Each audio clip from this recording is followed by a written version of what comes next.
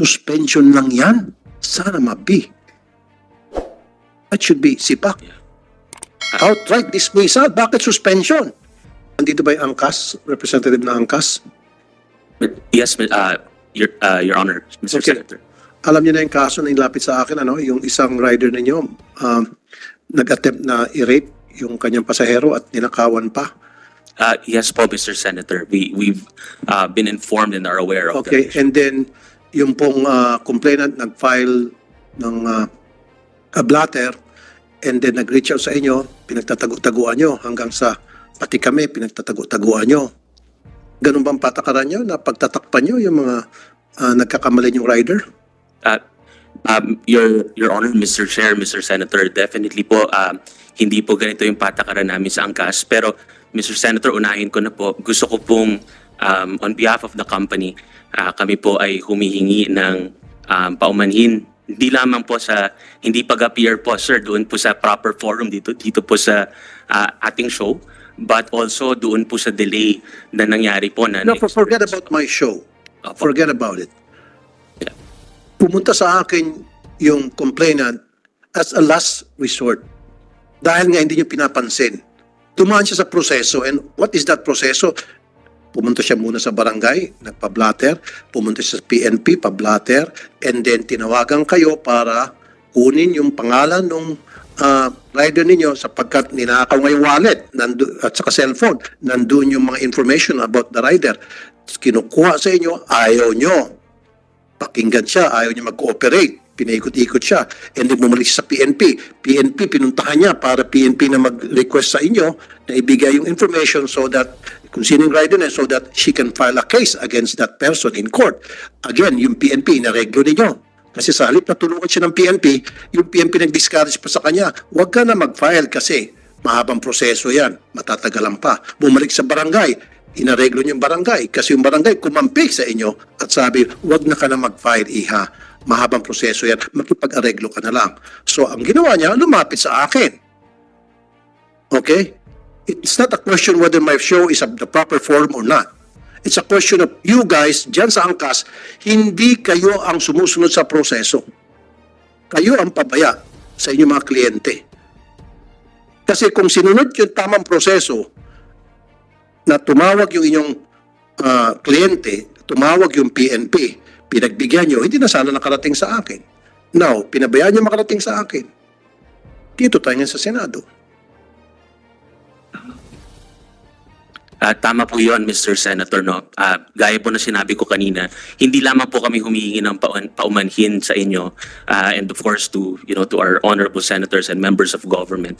Pero Senator, lalong-lalo na po doon po sa ating pasahero. Admittedly po, ang CAS prides itself with the service for passengers. Pero dito po, Mr. Senator, kami po ay nagpapakumbaba. Inabot po kami ng 7 to 8 days bago po namin na naiharap yung pong ating pasahero doon po sa ating biker. And that by any standards po is unacceptable. Mr. Senator, ako po ay nagpapakumbaba. Ako po ay humihingi ng tawad on behalf of our company.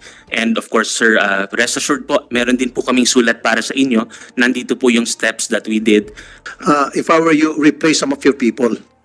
Kasi may mga tao kayo dyan na hindi sumusunod siguro sa patakaran ng inyong kumpanya na kapag mayroong problema ang kliyente natin, asikasuhin agad. Hindi. Pinaikot-ikot. So, if I were you, find out sino yung mga tao nyo dyan na hindi sumusunod dun sa sinasabing you should take care of your customer. Tanggalin mo yon o ipa-seminar. Now, my next question to you is, di ba, kasama sa patakaran ninyo na kapag yung isang tao ay nakainom, kasi Mr. Chair, inamin po nung complainant na nakainom siya. Pero kung pinagsabihan siya na bawal ang nakainom, hindi na siya magpipilit kasi meron naghatid sa kanya. Meron, di ba, may patakaran kayo na bawal sumakay o magsakay ng pasahero nakainom. Mr. Chair, Your Honor, tama po yun. We have that policy po na hindi po dapat... Is that being followed? To the book? To the letter? Mr. Senator, masasabi ko po... Because I've heard a lot na hindi.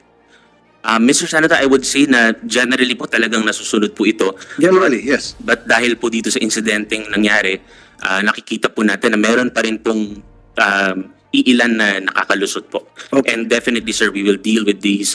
To your point also, sir, yung pong accountability sa tao namin, makakaasa po kayo on that front. How often do you conduct drug testing sa inyong mga riders? Meron po kaming annual, Mr. Senator. So, kasama po dun sa annual refresher po dun sa kurso, meron po tayong motorcycle training and safety course. No, I'm not talking about training safety course. I'm talking about drug testing. Kasi Yes. para sa isang rider na rape niya ang kanyang pasahero at pagkatapos pagnanakawan pa, yan ay gawain ng isang taong wala sa katinuan. At sino yung mga taong wala sa katinuan? Most likely mga addict. So dapat meron kayong regular na check testing sa inyong mga riders. Hindi po annual.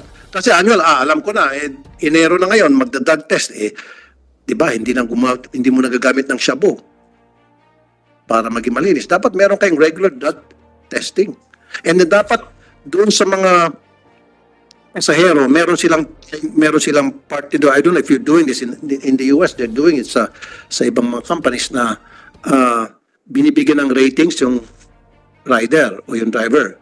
Do you have that kind of Yes po, Your Honor. And well noted din po, Mr. Senator, doon po sa random drug testing natin at intermittent periods po of the year. And chinecheck nyo rin ba na on a regular basis kung itong mga rider ninyo ay marami ng mga ticket violations? Kasi kung marami, dapat tanggalin nyo na. Ibig sabihin, pasawa yun. Yes po, sir. We monitor po the status of every rider, violations po, even yung expiration po ng kanilang mga lisensya, sir, nasa aming dashboard po, sir. So we monitor the profile and the activity of the biker po. Okay.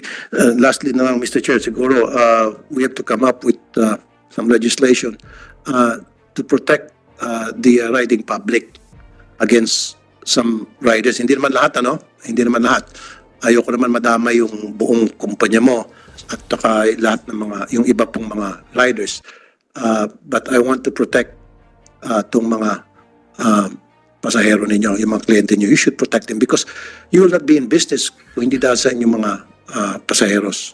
So you should take care of your pasaheros first and foremost. Di ba may kasabihan pa nga, customer is always right? You should abide to that saying. Okay? Yan lang po, Mr. Chair. Thank you po. Tulfo, pero idagdagan ko, may winaw from angkas. Anong status na nung kaso? Sa kasalukuyan, Mr. Chair, Your Honor, yung pong biker that has been accused has been suspended. Hinarap na po natin siya doon po sa barangay at sa kapulisan. We have been trying to reach out po, Senator Raffy, to the family of the victim.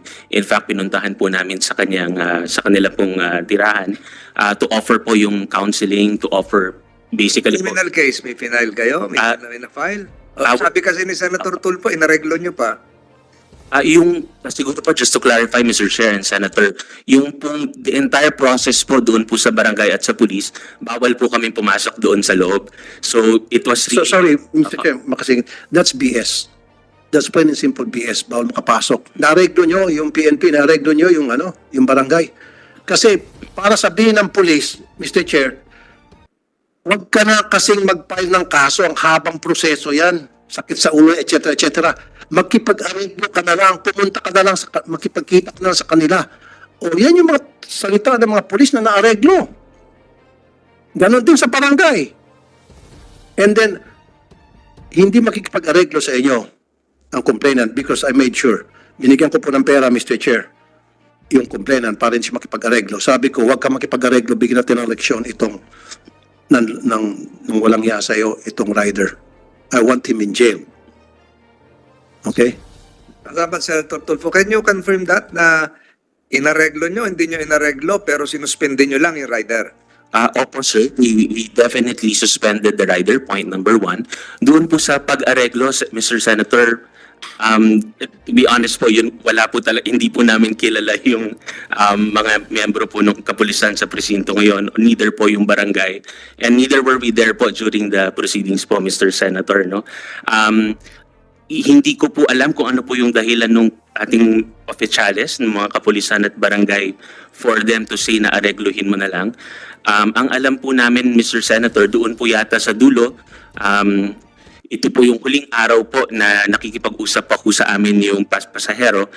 Meron po silang nilagdaang kasulatan na meron pong final step which is magkikita daw po sa opisina at doon po sila mag-uusap kung ano po yung mga nawala at magkano po yung danyos as a first step po among the other next steps. But Mr. Senator, hindi po, sabi ko nga po, it's not an excuse for what happened, and it's really the welfare of the passenger that's our priority at the moment. Mr. Chair, makasingit ulit. Go ahead, Senator. O sabi mo, magkikita sa isang office para doon sabihin kung ano yung mga nawala, papalitan. Alam mo ba sabi ng barangay? Kasi mahal yung pagpresyo sa mga gamit na nawala. Doon pa lamang malinaw na yung taga-barangay na mamamagitan, inaareglo na paano niya masasabi na mahal yung hinihingi na perang kapalit ng cellphone na nawala? Kung magkano yung mga laman sa wallet, etc. At saka isa pa, anong pangalan niyo po ulit, sir? Mr. Senator, Jauro po. Jauro po. Mr. Jauro, bakit suspension lang? Nag-attempt namang rape to. Actually, kung hindi lang dumating yung dalawang mag-asawa na napadaan, Mr. Chair, kasi naibaba na nitong rider yung shorts itong victim, binaba na niya kanyang pantalon, papatungan na lang niya, at nung makita niya may dumaan, kumari pa siya ng takbo, pero bago tumakbo, kinuha mo na yung mga wallet, cellphone, pera.